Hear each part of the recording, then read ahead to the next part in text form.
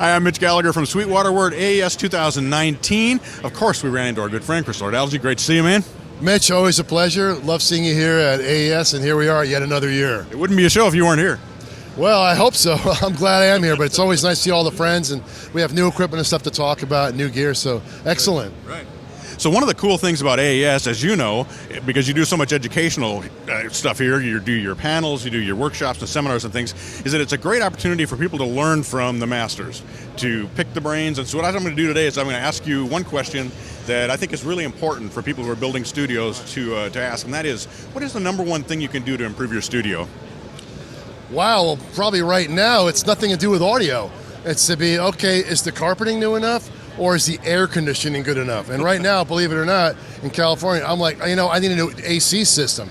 I'm trying to invest in the infrastructure more, in the quality of life inside the control room, not just the gear, because we all just focus on, new interfaces or new this. Meanwhile, you're like, is it hot in here? Wait, how old's that carpet? 10 years old? So now it's like, how can I recarpet my control room? That means picking everything up and moving it. So that's the thing I'm going to do. That's the number one thing I need for my studio. Right. Well, that's a good question. I didn't expect that.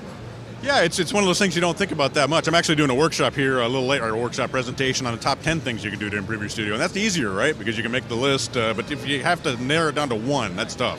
I think people focus on the list of gear always, and I look around and goes, that air conditioning looks like it's from the 20s. That's not going to work very well. Right. So, I find that's the comfort in there is almost as important as how it sounds.